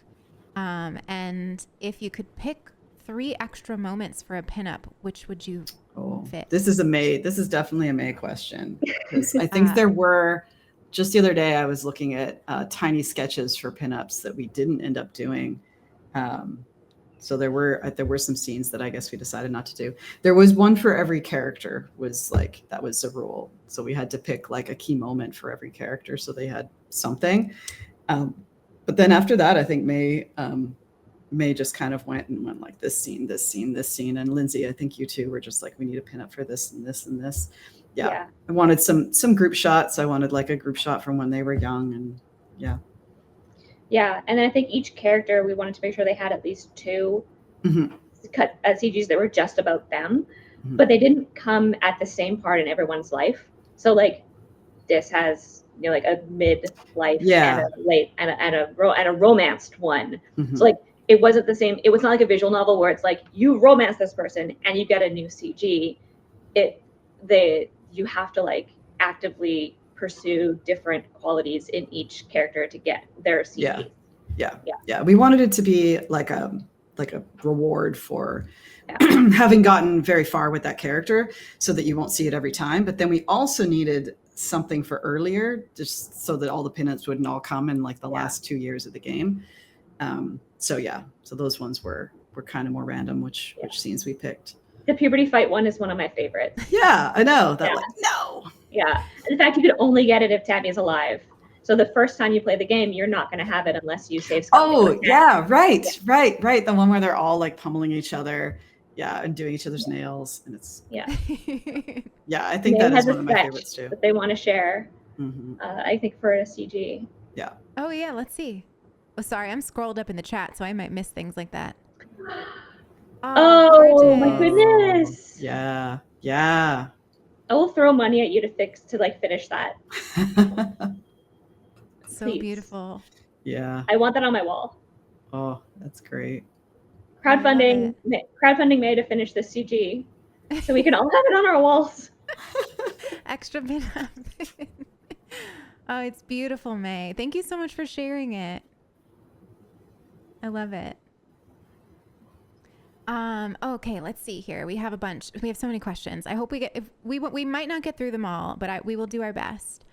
I've always wondered why the Helio kids follow the same naming scheme as the Stratos ones. I was under the impression that naming them after words and stuff was a colony thing. Yeah, we can answer this one. This is one that we didn't have to really fully answer until much later, because frankly, we wanted them to have cool naming conventions. That's the answer. That's the Doyleist explanation. The Watsonian, so the in-character one that makes it make sense, is that when they showed up, they the kids were like, I think this is great. I want to be named like this as well. And so they chose names for themselves, and then the retronyms of the shortening ones. And so that's why all the kids have their retronyms. And then you don't see any other adults from the Helio, so we don't really know if they have changed names or not. The late captain is Morikawa, so they obviously died before experiencing the Stratos. And then Lum has one because Lum is still quite young, and Lum was like, I want a cool name. It's like when you go and you want your cool fighter pilot name, and you're like, I'm gonna be Luminescent or something, and it's shortened for Lum. And then the people who work underneath Lum were like, no, it's not Luminescent. It's not Luminescent. It's Dick Bone. Yeah, that's how it happened in game. Yeah. That's so funny. Perfect. Yeah. Oh God. Let's see. Where am I here? Did Com have a planned augment? We went with echolocation in Exocolonist. Echolocation. That's cool. Yeah. That's cool. I never thought of one for Com. Mm-hmm. Yeah. No, I don't think so. No, I don't know. I'd have to look at the spreadsheet, but I think Com doesn't have one. I think none of the only the main dateable characters all were given explicit ones. The other ones are we hinted some stuff, but Esperanto isn't super well known IRL. How did you all decide to make that the language the Vertumnan humans speak? Just thought it would be kind of fun. I mean, the idea that they are culty weirdos from a bunch of different backgrounds. The original idea of how this group formed was that they were an Esperanto speakers group. Because these things do exist in real life. People will learn Esperanto for since the 70s. They would just go to a new city and go on the Esperanto, however they communicated with each other, and say, does anybody here speak Esperanto? And then those people will just embrace them and say, come into my home and stay with me. And it was a way that people were trying to bridge cultures and have local experiences when they travel. I don't know, was just inspired by it. It was kind of just a thing some weirdos did in the early days of Esperanto. I don't know if that's still a thing anymore, if the community is that tight knit, but But I love the idea that that's just kind of how these guys started. They were just the Earth had been fractured. There was war. Everyone was fighting everyone, and these people were just like, but I want to feel a brotherhood with the rest of humanity, and that learning this fabricated language that it's based on European languages, but it's it could be thought of as being like the most universal of Earth languages, because not that many people natively speak it, or like no one really natively speaks it. Only like people who've embraced the culture in the last 30 years or 50 years or whatever speak it. I just thought it would be a weird culty thing to do. I don't know. I think it definitely fits the style of how they were. Like Esperanto is not the best language to learn. It has, like Sarah said, it has, European roots, and I've heard some various criticisms of it. But the vibe of Esperanto of being like, but all of our problems would be solved if we all spoke the same language. Exactly. It's like, that was kind of the thing where it's just like, what if we just ignored the fact that we're different, mm-hmm. and we just all spoke the same language? So, yeah. The vibe is correct. Going off vibes. Yeah. I love it. Let me see. How did Utopia get the accent? Oh, I love this story, actually. So Utopia was the first child born of this colony. She was 1.5 when they left. And it wasn't until maybe like 6 years through their journey. The fandom will know this and correct me. But so Utopia had an entire childhood where she was the only child. And like, she was loved and doted on by all the adults, of course, but primarily her social interaction was watching holovids, and she always sort of went towards Westerns. And so she picked up an accent from watching too many Western holovids. That's hilarious. Yeah. My daughter, when we were watching a lot of TV during the pandemic, was picking up Peppa Pig. So that came from that. Oh, that's so cute. Like actually getting an accent from it. Yeah. Mm-hmm. That's hilarious. Yeah. And in this world, people don't correct you when you do something different. Yeah. They're just like, that is great. You should totally keep that accent. We love you. That's part of your identity now. Yeah. Utopia was an iPad kid. That is so true. Yeah. Wow, what an amazing thing. It must be nice, right? Let me see. We're talking about plushies. We're joking about body pillows. Does Dees always choose Sim over Soul for a reason? Even when we date him or run away, he always mysteriously disappears, but we never find him. I always assumed he ran away to become a gardener no matter what. Yeah, he's just not, he just doesn't like people. People just make him anxious, no matter how much he's loved, no matter how much you love him, no matter how, he just doesn't want to be in a place with that many social interactions per minute. And he just never gets over it. And it's just kind of sad. But yeah, he's always happier as a gardener. Definitely. Yeah. And he doesn't always choose Sim necessarily. Cause like if Sim is dead at the time of the game ending, you never find out that Sim is alive again. So like that's taken care of in the epilogues. Mm-hmm. So sometimes he just leaves because he wants to be a gardener, and it's not necessarily about Sim, but he still leaves to be a gardener. And some people have been like, well, I can never have a happy ending with this because this always leaves. And I'm like, well, a happy ending sometimes is you live 50 years together, and then he was like, that was a great 50 years. Yeah. I'd like to leave now. Yeah. And like that, to me, that's still a happy ending. Like that's still a full life with someone. Mm-hmm. Every relationship ends with someone dying, like even the best ones, right? So if you can actually be like, thanks for all the fish, go enjoy immortality. And I think that's a happy ending. I think so too. Yeah. How do you think Earthlings feel about the Vertumna group? Oh yeah. I think we. I think they're universally hated. I think, like, it was kind of like the first they shun you, then they mock you, then they attack you kind of thing was kind of going on with them, because it was like these weirdos who are a cult, and then it's like, oh, these weirdos who are a cult who are like, cringe and forming a commune that's so weird. And then it was, oh, these weirdos are like literally doing like terrorism acts, trying to get, like trying to steal technology to leave the planet. Yeah. And then it's like, oh, these guys actually have like working farms and like social structures, and like their kids go to school. I think there's a certain amount of jealousy. Yeah. I think that everyone else looks at them and thinks like, oh, they think they're better than us. And then later they're like, are they better than us? And that makes them angry. That makes everyone hate them. Yeah. Yeah.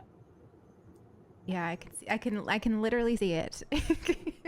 Yeah, that actually, the character in Parable of the Sower starts in a community like that, where it's a little walled suburban community actually, and they're constantly under attack from like people who want in and want to come steal the things that they have. So a little bit like that too. Yeah. Yeah, maybe we should do a group read of that book. Discord. It's a great book. It is really it's a good. phenomenal book. Yeah. Very timely. Can we know a bit more about Decent Tang's mom? I don't know what there is to say about it that's not like in the game. One thing that people don't know is canon, because Soul literally doesn't know it, is when the very smart fandom people have been like, so Besk and Instance, Toxic Yuri? Yes. Yes. That is true. It might not be like canon because Soul doesn't know it. But no, Toxic Yuri was going on behind the scenes with Besk and Instance for sure. Yeah. I like that. I definitely like that. Yeah. I thought of Besk as just not a good mom. She did things for personal reasons and not necessarily for what's best for her kids or for best for the world. But she was also just like a deeply sad, broken person. I don't know what all we put in the game, but I had it like starting with she had a relationship. The reason she got on the ship is that she broke up with someone and it was terrible and traumatic. And that she just like never gets over that, and kind of like, then regrets getting on the ship, because that was a very dramatic, thing to do, just based on like, oh, I broke up with this person. I don't want to see them anymore. So I'm going to like go to an alien planet. And so she regrets getting on the ship.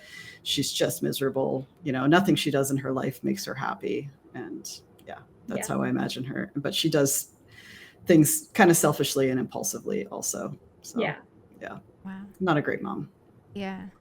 We're gonna stop here with questions, because we are at the 2-hour mark, and that's all that we have time for today. But we have one last giveaway to run, so I'm gonna run it right now for 2 minutes, starting now.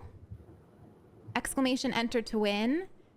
If you have other questions, you could always plop them. I'll keep the Exodev AMA channel in the Discord open, and you can answer them each other. And then also, of course, Lindsay and Sarah know that they're always welcome, but not required to go in there and answer questions. But it's always fun to hear each other's theories on some of your questions, and sometimes the community is able to answer them for you. So I'll keep that channel up in the Discord. It can keep going for a little while. We might even do one of these again in the future. We never know, especially if maybe there's another plushie coming down the road. And of course, put your plushie requests in the Discord too, because you all know Lindsay's in there, Sarah's in there, I'm in there. We'll get the information to them. And I will definitely be around in the server today answering questions. I love questions. Like, please send me questions anytime. I love to talk about the game, even 3 years out. So, yeah. I will put the Discord link right in the chat. I don't know why that emote isn't working, but and feel free to join. Anybody is welcome to join the Finji Discord. And this was so much fun. I have missed talking to you too. It's been really fun to revisit the Exocolonist universe today and celebrate 3 years. Thank you so much for doing this with me. Yeah, Thank thanks you. for organizing this. This is Always happy to. very fun. And you can get your own faceless right now. There's the link in the chat. It looks like I think it's been fully funded, right? And yes, Yeah. thank you too, May. I was just gonna say thank you for this incredible art piece. It sounds like May was going to put this somewhere, right? Or maybe you want to send it to me. I'll put it in the Discord. We can do either one of those things or all of them. And yeah, thank you all so much for hanging out. Congrats, Rainy, on winning the final plushie giveaway of the stream. Go ahead and send that whisper over to me. I'll be responding to all those, collecting shipping info. And in case you missed it, we are gonna do a giveaway in the Discord as well, in case anybody wasn't able to make it to the stream. I know a lot of people have school and stuff today. So yeah, that's all for today. Thank you all so much for hanging out and playing Exocolonist for 3+ years. Here's to many more. Thanks everyone. everybody. We love you. Bye. Bye.